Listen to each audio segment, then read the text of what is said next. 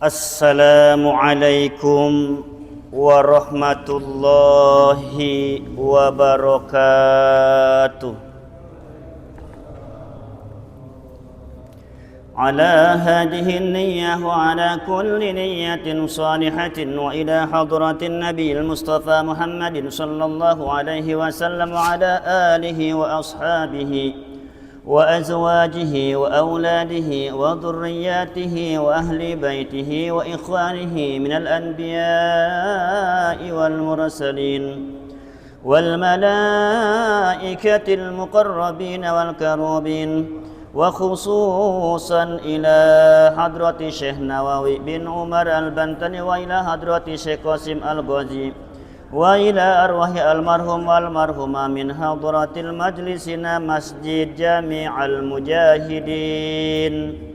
غفر الله لنا وستر عيوبنا وجعل الجنة مثواهم. الفاتحة. أعوذ بالله من الشيطان الرجيم. بسم الله الرحمن الرحيم. الحمد لله رب العالمين الرحمن الرحيم مالك يوم الدين. إياك نعبد وإياك نستعين. اهدنا الصراط المستقيم صراط الذين أنعمت عليهم غير المغضوب عليهم ولا الضالين.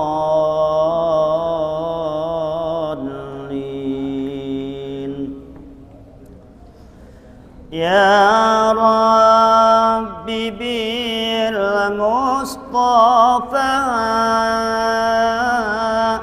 بلغ مقاصدنا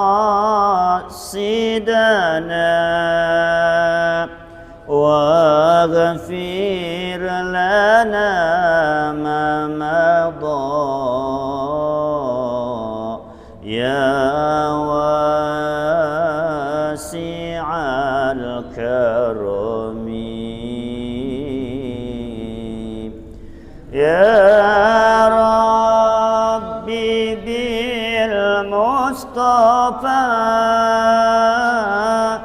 بلغ مقاصدنا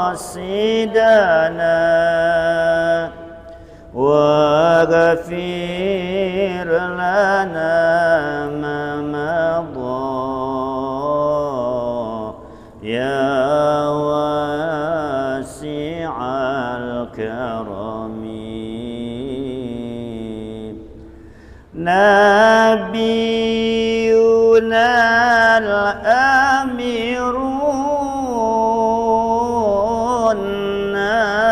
الناهي فلا أحد أبر في قول لا منه ولا نعم. يا ربي بالمصطفى بلغ مقاصدنا واغفر لنا ما مضى يا واسع الكرم. داعا إلى الله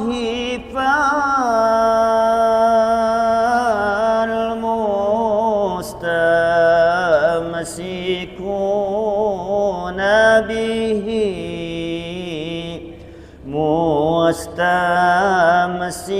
مستمسكون بحبل غير منقسم.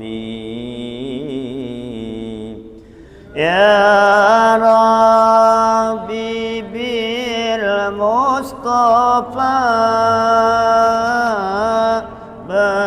بلغ مقاصدنا واغفر لنا ما مضى يا واسع الكرم اللهم صل وسلم وبارك عليه. Alhamdulillahil mutawatirah wa minanihil ghamirah wa ayadihil mutakassirah. Ashhadu an la ilaha illallah wahdahu la syarika lah wa ashhadu anna Muhammadan abduhu wa rasuluhu la nabiyya ba'da. Allahumma salli wa sallim wa barik ala sayyidina Muhammadin wa ala alihi wa ashabihi ajma'in, amma ba'd. Faqad qala Allah Ta'ala fi kitabihil karim, ya ayyuhalladzina amanu la taqrabus salata wa antum sukara hatta ta'lamu ma taquluna wa la junuban illa 'abiri sabilin hatta hatta taghtasilu wallahu a'lam bimuradi. Wa qala an-nabiy sallallahu alaihi wasallam, man salaka tariqan yaltamisu fihi ilman sahalallahu bihi tariqan ilal jannah. Wa qala aidan, man yuridillahu bihi khairan yufaqihu fid din. Puja puji dan syukur mari kita sama-sama panjatkan kehadirat Allah yang Maha Ghafur,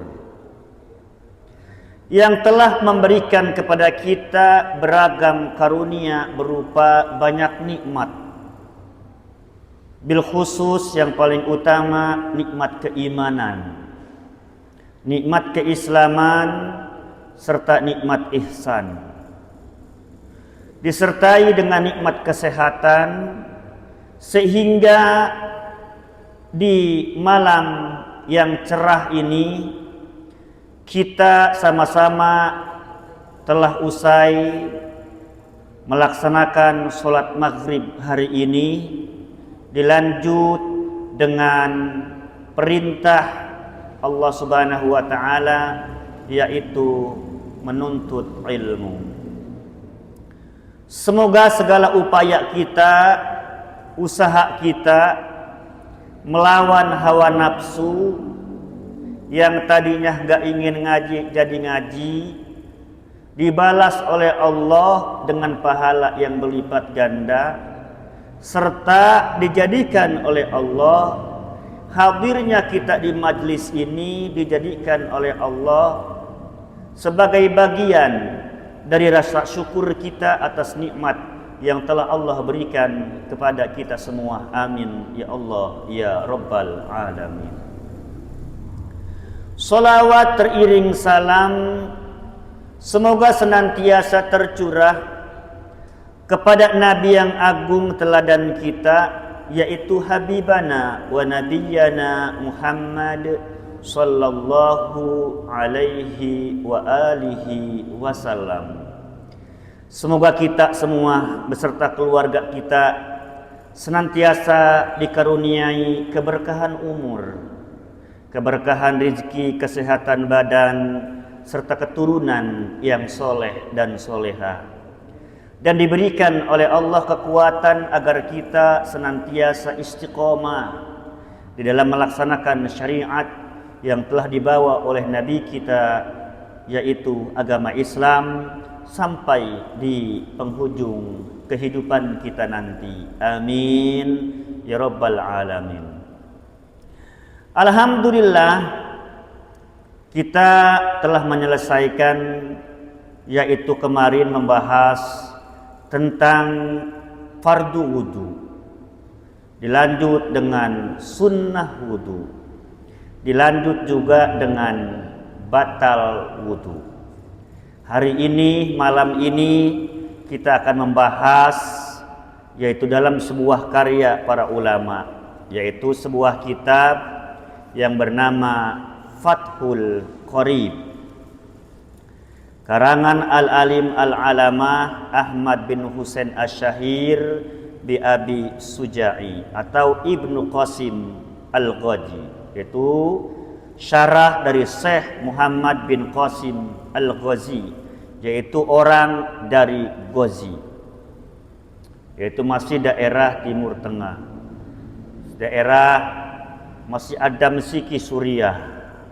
Karena kalau zaman dulu ketika kekhalifahan, zaman-zaman khalifah, Islam itu sama, banyaknya sama, mayoritas Sunni, ahli sunnah wal jamaah, sama.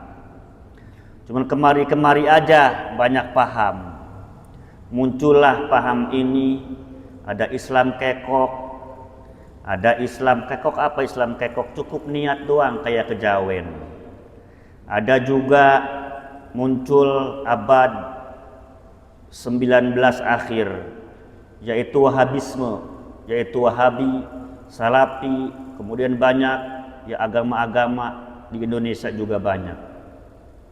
Agama yang disahkan dalam negara Indonesia itu 3 sebetulnya, yaitu Islam juga cuman 3, NU, Persis, Muhammadiyah, cuman itu, yaitu setelah kemerdekaan.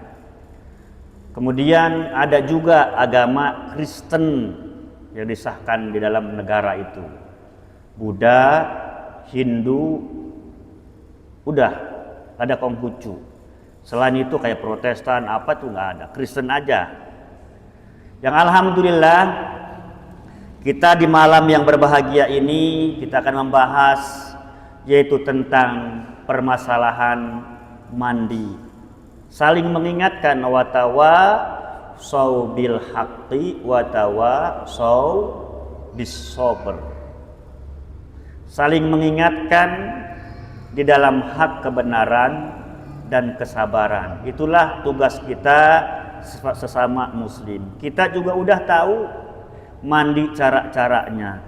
Namun kata Imam Ghazali, kalau kita ngaji satu bab ilmu itu lebih utama daripada kita sholat 1000 rakaat sholat sunnah, lebih utama daripada kita menghantar jenazah ke pemakaman 1000 orang. Kalau satu ilmu, walaupun yang namanya agama, ilmu agama, ya ngajinya gitu-gitu aja. Kalau ilmu agama dari zaman dulu sampai zaman sekarang ya begitu baik. Rukun Islam kagak berubah, ya ada 5. Rukun iman ada 6, ya segitu ge. Enggak berubah. Justru kalau ada perubahan berarti melenceng, bahaya, kan begitu. Ini enggak sesuai nih dengan sunnahnya. Dari dulu sampai sekarang ngaji mah gitu-gitu aja, begitu baik. Bab wudu begitu dari dulu. Di Quran dijelasin begini, ya cuman 4 di Quran, tambahin sama ulama jadi 6, kita alhamdulillah nyampe. Nah sekarang bab mandi gitu-gitu juga. Qala musannifu rahimahullahu ta'ala wa nafa'ana bihi fid dharaini amin. Telah berkata pengarang ini kitab Syekh Qasim Al-Ghazi, semoga Allah Subhanahu wa taala senantiasa meridhai, merahmati, walladzi yujibul ghusla sitatu asya'a, walladzi yang wajib mandi, yang menjadi wajib, itu mandi itu ya mandi wajib itu ada 6. Yang menjadi wajib mandi semuanya ada 6. Jadi wajib mandi itu ada 6. Salah satu minha, yang 3 perkara dari 6 itu adalah taroku piha ar-rijal, khusus untuk laki-laki, wanisa dan perempuan. Jadi 3 yang wajib mandi itu khusus bagi laki-laki juga bagi perempuan. Wahia mana saja? Iltiqaul khitanaini. Yang pertama, apabila 2 jenis alat kelamin bertemu batas yang dikhitan. Berarti apa nih? Yaitu berhubungan suami istri. Bersentuh batal, nempel, ya. Maka ini pendapat dari Imam Maliki. Kalau Imam Maliki, nempel perempuan sama perempuan, laki-laki sama perempuan, sama-sama dewasa, kagak batal. Yang batal itu bersentuhan iltiqa'il khatanaini, yaitu iltiqa'ul khatanaini adalah yang bersentuhan adalah kemaluannya, batas yang dikhitan. Idza taqul khatanani wa qad wajabal ghuslu anzil aw lam yanzil, itu hadisnya. Apabila 2 jenis alat kelamin bertemu, anzil aw lam yanzil, baik keluar mani ataupun tidak, wa qad wajabal ghuslu, yaitu wajib mandi. Nempel aja nak mandi. Cuman megang kagak, ya. Umpamanya hasab memegang tapi nggak keluar mani, ini cuma nempel aja. Berarti kalau nempel laki-laki dengan perempuan itu wajib mandi walaupun keluar mani ataupun juga tidak. Yaitu khotanain itu batas yang dikhitan, baik laki-laki dengan laki-laki, baik perempuan dengan perempuan, tetap batal. Apabila, yaitu tetap wajib mandi apabila 2 jenis kelamin batas yang dikhitan. Kalau namanya hasyapah. Jadi kalau yang kepegang batal itu hasyapahnya, ya. Hasyapah itu helmnya lah, mohon maaf. Kepegang nih sama tangan kita batal tuh wudu. Ya, hasapahnya itu batas yang dikhitan. Kalau zakar tuh segini nih, zakar 1 itu namanya zakar. Kalau hasapah itu helmnya doang, batas yang dikhitan, baik laki-laki maupun perempuan. Begitu pula kemarin memegang dubur itu bukan bokong. Ya, kalau bokong mah kita garuk-garuk nih umpamanya, enggak batal. Yang batal itu kita masuk nih ke tangan kita ke lubang pembuangan knalpot, itu batal baru, ya. Atau nyebokin bocah apa? Komo batal itu mah, nyebokin bocah, ya, itu batal karena memegang kubul dan dubur. Gimana kalau pakai sarung tangan? Nah, kalau sarung tangannya rapat kagak batal, nggak batal. Sekarang udah ada. Itu namanya al-hukmu yadurru ma'a illatihi wujudan wa damat. Ditepislah tuh hukum dengan adanya alat. Zaman sekarang tuh dengan adanya alat yang tadinya batal nih, pakai tangan nyebokin bocah, terus ada alat yaitu sarung tangan panjang umpamanya nih. Kan kagak megang tuh, ya, nggak megang, maka nggak batal karena ada penghalang. Ya, kalau ada penghalang itu tidak batal. Wudunya nggak batal. Itu namanya hukum berdasarkan ilat. Dasarnya itu gini, dasarnya al hukmu yadurru ma'a illatihi wujudan wa adaman. Hukum itu berdasarkan ilat. Kalau tidak ada ilat, tidak ada hukum. Kan begitu. Hukum itu dasarnya apa? Dasarnya kalau memegang kemaluan, batas yang dihitan dengan telapak tangan, ya, atau dubu dengan telapak tangan, maka batal. Tetapi ada penghalang sekarang, zaman canggih udah ada sarung tangan. Tuh, nyebokin bocah pakai sarung tangan, pakai air tuh. Nah, maka itu kagak batal. Itulah namanya yang disebut kaidah ilmu fikih itu al-hukmu yadurru ma'illati wujudun wa adaman. Ada bisa ditepis namanya hukum itu. Yang tadinya enggak boleh jadi boleh. Yang tadinya batal jadi enggak batal. Itu hukum namanya. Kadang kalau fikih itu bisa sempit menjadi luas, luas menjadi sempit. Itulah ilmu fikih. Penting kita ngaji ilmu fikih supaya sholat atau ibadah kita menjadi lebih sempurna.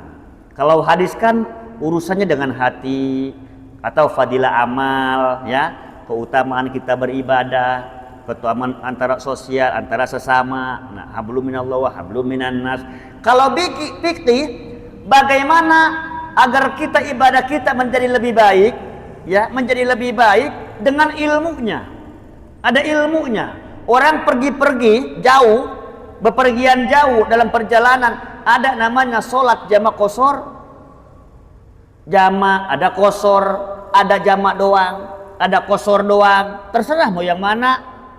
Mau jamak aja silahkan, jamak qashar silahkan, mau qashar aja silahkan. Tuh, ilmu fikih namanya yang ngatur. Nah, kita kalau hadis kan cuma sekilas bahwa Rasulullah Shallallahu Alaihi Wasallam ketika bepergian dari Mekah ke Madinah sholatnya di jamak. Nah, caranya gimana? Diaturlah oleh ilmu fikih. Nggak beda Al-Quran. Di Al-Quran nerangin sholat hanya warka'i ma'ar raki'in, rukulah bersama orang-orang yang ruku, gitu doang, kan gitu.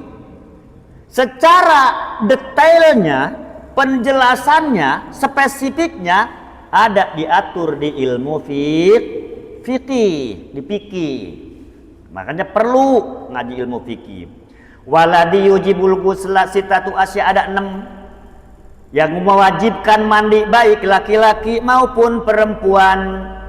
Yang pertama iltiqaul khitanaini, yaitu apabila dua jenis alat kelamin bertemu, dua jenis kelamin bertemu, baik laki-laki maupun perempuan, keluar mani ataupun tidak, maka wajib mandi. Wasani, yang kedua yaitu inzalul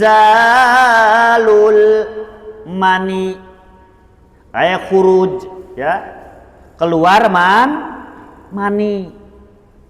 Keluar maninya baik ngimpi, itu mah ngimpi ataupun dipaksa atau enggak dipaksa, pokoknya keluar mani atau melihat sesuatu sehingga keluar mani, maka batal, ya. Maka itu wajib mandi. Wajib mandi. Wudu batal, wajib mandi. Baik laki-laki maupun perempuan, keluar maninya mau dipaksa, mau keluar sendiri, atau mimpi ikhtilam, mimpi jima', mimpi berhubungan badan dengan perempuan. Keluar mani, tahu-tahu basah, kencing bukan, ya, dicium-cium kagak bau kencing, ya, ternyata oh iya, berarti junub. Kemudian yang ketiga adalah minal mustaraku al maut, sama nih, bagi laki-laki bagi perempuan, ya, yaitu ketika mati. Wajib tuh, wajibnya wajib kifayah, dimandiin. Kalau itu mah bukan mandi sendiri, dimandikan, wajib kifayah. Apa sih fardu kifayah? Idza fa'alal ba'du saqatal haraju 'anil baqin. Itu namanya fardu kifayah definisinya. Apabila dikerjakan, dilaksanakan satu kewajiban itu fardu kifayah oleh satu orang, maka gugurlah, yaitu orang yang lainnya. Jadi tidak mendapatkan dosa. Tapi kalau dibiarkan, maka berdosa. Contoh ada mayit nggak ada yang mau mandiin, ya nggak ada nih mayit nggak ada yang mau mandiin karena masa hidupnya kayak begini kayak begitu, nggak mau, atau mungkin kena penyakit dan lain sebagainya, ya nggak mau, kecuali kemarin seperti kejadian COVID itu namanya darurat. Ad-darurat tubihul mahdurat. Dengan cara yang lain. Nah, wasalah satu tahta subiha an-nisa, yang tiga lagi khusus bagi perempuan, wahia yaitu al-haidu aidamul khariju min imra'atin, ketika berumur tis'i sinin, ketika umur 9 tahun. Ya, putri kita nih, ya ketika umur 9 tahun, ada yang 9, ada yang 10. Harus paham bapaknya juga masalah haid. Jangan hanya ke ibunya mulu, padahal pemimpin keluarga adalah siapa? Suami. Kadang-kadang kita lah babahin urusan perempuan itu mah, kita mah gak usah tahu. Kata siapa? Tanggung jawab kita sebagai seorang suami. Istri kita, anak kita, ya kapan ketika dia haid? Umpamanya anak kita haid waktu duhur jam 1 haid, sedangkan dia belum sholat, tuh zuhur wajib kodo enggak? Wajib kodo. Nanti udah suci di ujung, leha-leha wae ngeburu-buru mandi, ya pas sucinya sebelum duhur udah suci, jam 2, jam 3 udah suci. Asar datang, ya asar, apa maghrib, mandi maghrib, duhur waktu maghrib, asar itu udah kodo.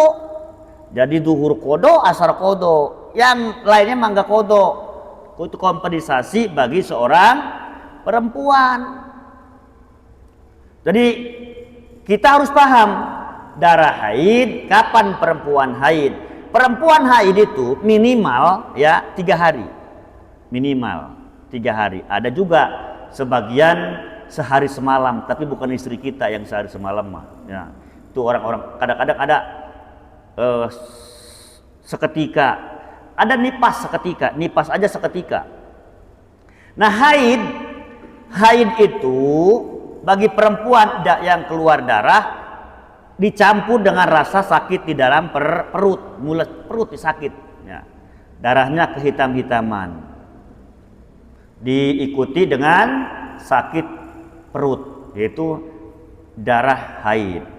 Ya, ketika umur 9 tahun, rata-rata perempuan haid itu waktunya masanya adalah 3 hari, paling sedikit 3 hari. Rata-rata perempuan haid 6 sampai 7 hari. Jadi 6 sampai 7 hari. Maksimal haid itu 15 hari Bapak, ya. Ini untuk istri atau anak atau putrinya. Jadi maksimal haid itu adalah 15 hari. 15 hari. Ya, kadang-kadang ibu-ibu suka bilang ngeplek katanya. Ada darah dikit berarti ngeplek namanya. Nah, ngeplek itu ya kalau udah 15 hari wajib tetap wajib sholat tuh. Sholatnya diganjel. Yang tadi lagi juga tuh sama. Al hukmu yadurru ma'a illatihi wujudan wa adaman lagi baik. Pakai ada sekarang ada alat, ya. Ada alat namanya roti Jepang. Tinggal diteplokin, udah. Sholat, udah keluar Mas. Jangan nggak beda orang yang kena penyakit hernia, ya. Kencing baik, ada orang pengen kencing baik, bentar habis wudhu kencing lagi, habis wudhu kencing lagi. Gimana tuh cara menyikapinya? Kayak pempes zaman sekarang mah gampang. Sholat mah tetap wajib sholat. Umpamanya lagi sholat aja keluar, terusin. Cuma nanti sholat isya umpamanya itu ganti lagi. Begitu pula yang ngeplek tuh, udah 15 hari masih head baik, pas lewat 15 hari kan ngeplek, namanya darah istihadoh. Ya istihadoh. Umpamanya pagi lagi sholat ternyata ngeplek lagi keluar, tetap terusin sholatnya, jangan dibatalin. Itulah caranya. Yang kedua, wanipasu, nipas itu masanya rata-rata perempuan nipas masanya itu adalah 40 hari, maksimal 60 hari, ya maksimal 60 hari. Jadi nipas tuh, jadi nipas itu setelah melahirkan, darah setelah melahirkan, baik di sesar. Itu di sesar ya kadang-kadang katanya sih keluar, ya di sesar juga kata ibu-ibu mah keluar katanya. Itu selama ada yang 40 hari tuh sucinya, ada yang 60 hari. Rata-rata perempuan masa nipas sucinya, masa nipas adalah 40 hari. Tuh tinggal bapak nyiriin tuh, oh kata Ustaz 40 hari. Udah tinggal nengok 40 hari ditengok. Kalau istrinya ngelahirin ya masih ada baik, berarti tunggu bisa 50, bisa 60 hari, berarti 2 bulan. Wal wiladah, dan yaitu bersalin atau melahirkan, itu juga sama, wajib mandi itu Pak, kasih tahu tuh sama istrinya. Kadang-kadang mandi cuma 2, ya head sama nipas. Wiladah mah kagak mandi barengnya sama nipas, mandi mah mandi, cuman enggak niat mandi wiladah. Mandi mah mandi tuh habis melahirkan, cuman dia kagak niat mandi wiladah. Sedangkan kata Rasul, innamal a'malu binniyat, perbuatan itu tergantung dari apa yang kita niatkan. Lah kalau enggak niat, lah kagak kehitung. Kalau kagak niat enggak kehitung. Hanya penting niat itu. Mandi junub niat junub, mandi nipas niat nipas, mandi haid niat haid. Tinggal nawaitul ghusla liraf'il hadasil akbari minal janabati kalau junub. Kalau haid minal haidi, kalau wiladah minal wiladati, kalau nipas minan nipasi. Gimana kalau gini aja dalam hatinya mah mandi habis melahirkan, mandi niatnya mandi nipas tapi borongan, nggak apal sih, ya nggak apal. Nawaitul ghusla liraf'il hadasil akbari fardhu lillahi ta'ala, gitu doang, borongan. Padahal kita kalau sholat zuhur niatnya sholat zuhur, sholat asar niatnya sholat asar, enggak borongan, niat saya sholat, kagak. Ya, zuhur niat saya sholat, asar niat saya sholat, maghrib niat saya sholat. Padahal kata ulama kudu ta'in itu disebutin apa maksudnya. Kalau zuhur kita niatnya kudu sholat zuhur, usolli fardhu zuhri. Kalau asar usolli fardhol asri. Kalau maghrib usolli fardhol maghribi. Kalau isya usolli fardhol isya'i. Gitu ge mandi sama. Mandi kalau junub berarti nawaitul ghusla liraf'il hadasil akbari minal janabati. Tuh. Niat saya mandi menghilangkan hadas besar, mandi junub fardu karena Allah Ta'ala. Itu Pak. Niat haid minal haidi, dari haid, minan nipasi, dari nipas, minal wiladati, dari sebab melahirkan. Tuh harusnya begitu tuh, harusnya diajarin tuh istri kita. Nggak bisa suruh ngaji baik, ngaji penting, ngaji fikih itu. Jangan sampai istri kita Anak udah 10 seumur-umur nggak pernah mandi wiladah. Tuh. Anak mah udah 10 nggak tahu mandi wiladah, kebangetan. Ya. Mandi wiladah baru tahu. Anak udah 10 belum pernah mandi wiladah. Pokoknya mandinya nipas doang. Ada yang kayak begitu. Nah, itu apa fardu mandi? Fardu mandi yang pertama tentu tadi an-niyatu, yaitu niat. Yang kedua wa izalatun najasati in kana ala badanihi, menghilangkan najis apabila ada di badan kita. Di badan kita ada najis, kita habis buang air besar, cebok dulu gitu. Mandi, jangan mandi sambil cebok dulu, bersihin dulu baru niat mandi. Dalam hati, nggak usah teriak-teriak nawaitul ghusla, nggak usah. Dalam hati ya, dalam hati, nggak usah teriak-teriak. Bapak lagi ngapain noh? Mandi, teriak-teriak nawaitul ghusla we. Biasa aja dalam hati nawaitul ghusla. Sebelah mana dulu sunnah? Sebelah kanan, guyur sebelah kanan gitu. Sebelah kanan dulu, dari sini samping sebelah kanan, baru lu sebelah kiri guyur.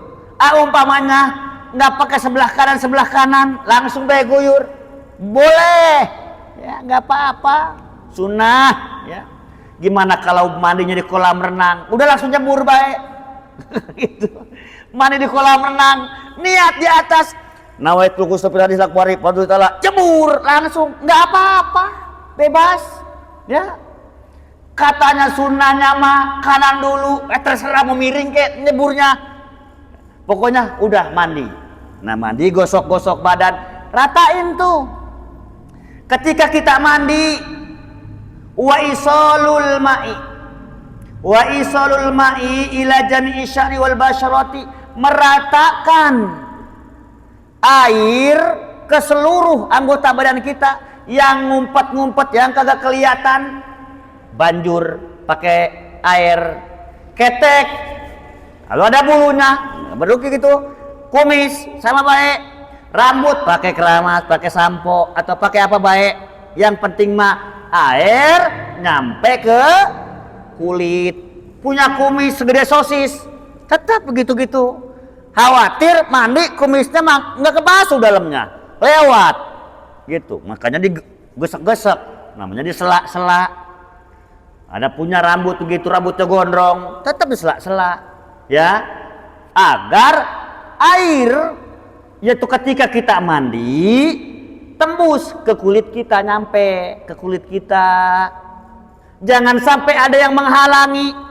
Bapak habis ngecat, ada cat di tangan, bersihin dulu ya, bersihin dulu. Atau ada lem power sama, bersihin dulu. Gimana kalau emak-emak pakai kutek, bersihin dulu kuteknya, karena kutek sama pacar beda. Kutek mah cet, kutek mah beda sama pacar Mekah tuh, yang dibasahin dulu pakai air tuh, yang dari daun terus tempelin, itu mah masuk ke kuku. Kalau kutek makan ini di atas kuku, cet, dia mah cet. Sekarang mah banyak macamnya, bukan kutek doang. Lipstick gak ada sekarang mah. Karena saya di SMK, tahu baik kena razia bocah pakai bawa lipstick menor patisannya bocah SMK menor baik. Udah kayak mau nyinden sekolah. Ya. Ini kamu mau sekolah apa mau nyinden? Kan begitu. Sekolah menor mau kemana? Mau kondangan gitu.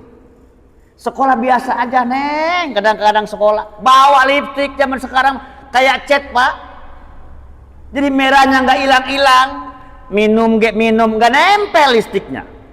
Karena kalau yang basah makan nempel minum tuh, ini mah kagak. Itu tuh sama, itu zaman sekarang harus tahu mana yang boleh, mana yang kagak boleh. Nih, lipstik ada sekarang kayak cat itu. Kagak boleh. Harus dibersihin dulu. Ya bersihin dulu. Kadang-kadang udah saya Pak, bersihin. Jadi kayak apa baik kita lihatnya kayak serem gitu gitu. Kalau lagi ngajaran begitu, ngajaran anak SMK, apalagi anak kuliahan, wah anak beda lagi anak kuliahan mah.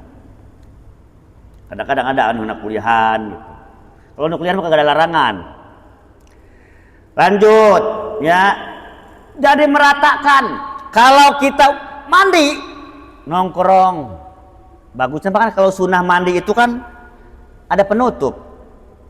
Ya, ada penutup. Mandi mah enggak telanjang buntet. Enggak. Saat sunnahnya mandi itu pakai kain. Itu kan dulu, ya. Sekarang mah kan kita mandi di mana? Mandi, ayo. Dulu mah mandi di kali. Buang air juga di kebun. Gitu. Jangan dulu. Lah sekarang di rumah. Ya di rumah. Dulu mah kita buang air pakai helikopter. Yang pakai jamban. Pakai bambu 3 atau 2. Pakai helikopter, pakai saung gitu kan. Udah kayak helikopter. Mandi kita buang air. Nggak ada helikopter musim kemarau kayak sekarang. Di kebun orang. Atau di tempat bekas Lio. Coba dulu mah. Ujung-ujungnya mah bekas Lio. Udah macem-macem dah. Tuh. Nah sekarang makan di rumah di dalam. Ya tetap kalau sunnah mah sunnah Pak. Sunnah mah tetap sunnah ya. Tetap mandi pakai apa namanya? Pakai sarung. Tapi ribet Ustaz, telanjang deh ah. Sekarang di dalam rumah ini kan begitu. Dulu mah mandi gitu tadi mana tuh? Di kali. Di kali dulu mah. Ibu-ibu ya kata Ustaz sunnah man. Ya di kali dulu mah jebur kayak. Di sini ada kali nih. Sampai ke Pasir Kunci sana tuh. Kali. Mandi, kalinya kayak bening, nggak kayak sekarang boro-boro kali yang kayak di sini. Kali yang gede hitam sekarang mah. Ya. Dulu mah kalinya bening. Nyuci gak enak buat mandi. Lah sekarang mah mandi di rumah. Buang air besar di rumah, semuanya di rumah. Tidur di rumah, buang air di rumah, semuanya serba di rumah. Nggak keluar. Nah sekarang udah, berarti boleh sunnah kan sunnah. Sunnah itu yusabu fa'iluhu wala yu'aqabu tarikuhu, dikerjakan mendapat pahala, apabila tidak dikerjakan tidak mendapat siksa. Nggak ribet lah pakai sarung mandi. Ya, ribet, nggak ada yang lihat. Ini mandi di kamar mandi, jebur kayak. Udah, nggak apa-apa.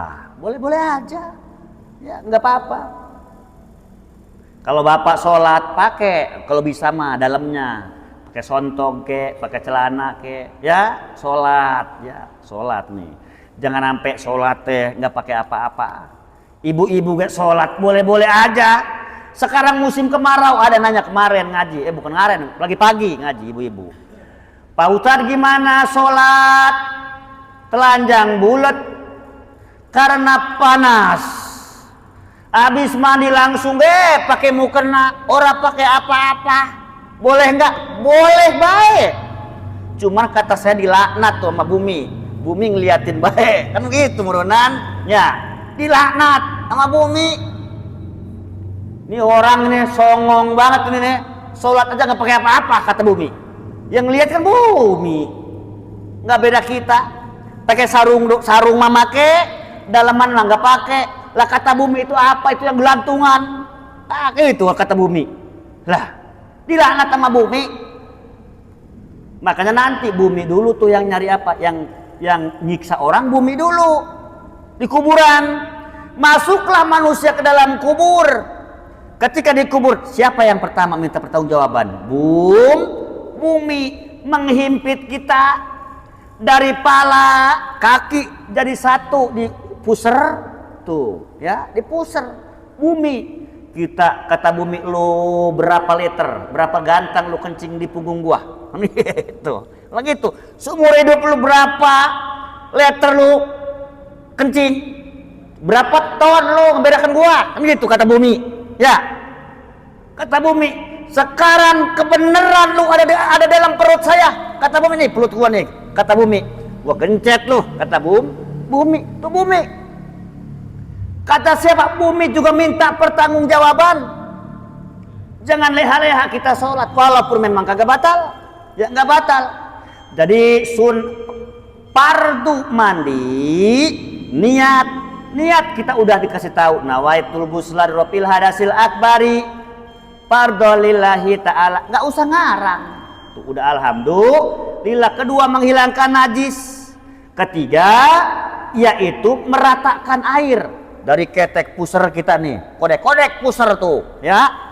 Puser, telinga, hidung, mulut, gigi bersihin semua.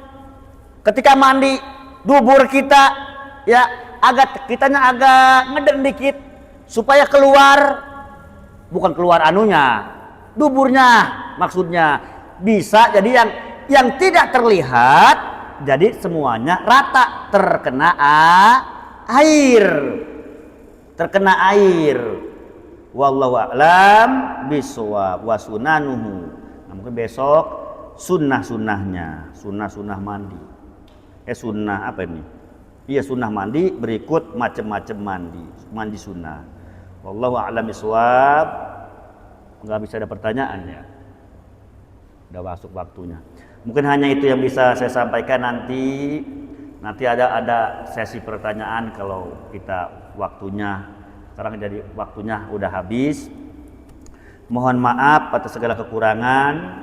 Wallahul muwaffiq ila aqwamit thoriq, billahi taufiq wal hidayah. Wassalamualaikum warahmatullahi wabarakatuh.